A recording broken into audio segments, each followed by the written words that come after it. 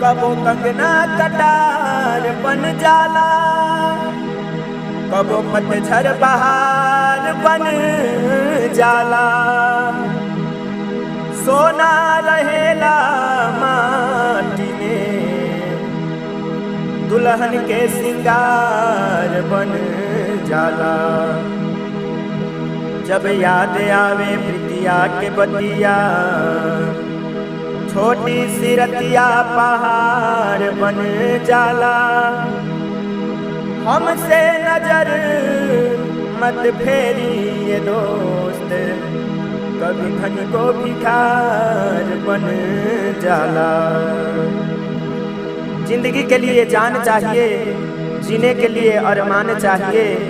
हमारे चेहरे पर चाहे कितने गम हो, लेकिन दोस्तों आपके चेहरे पर हमेशा मुस्कान चाहिए।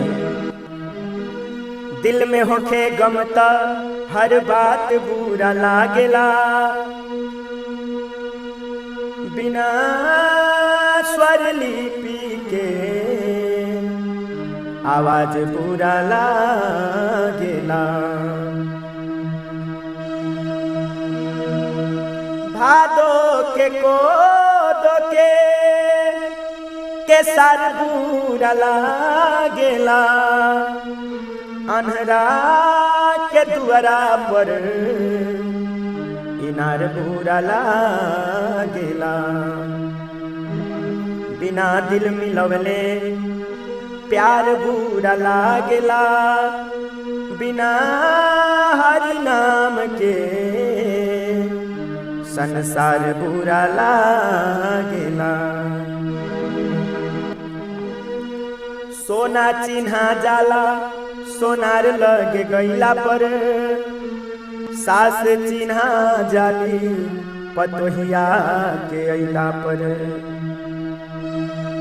भक्ति चिन्हा जाला सत्संग कइला पर, आदमी चिन्हा जाला बात बतियैला पर। ज्ञान घटे कोई मूढ़ति संगत, ध्यान घटे बिनु धीरज लाए। प्रीत घटे परदेश बसे, मान घटे नित द्वार पे जाए। सोच घटे कोई साधु की संगत, रोग घटे कुछ औषधि खाए। कभी कहे सुन भाई संतो, पाप घटे हरि के गुण गाए। बुराई को कभी जीवन में अपनाना नहीं चाहिए, बुराई को कभी जीवन में अपनाना नहीं चाहिए। जहर मीठा भी हो उसे खाना नहीं चाहिए। बुराई जहाँ हो वहाँ जाने से शर्माओ, अगर भगवान कष्ट दे तो घबराना नहीं।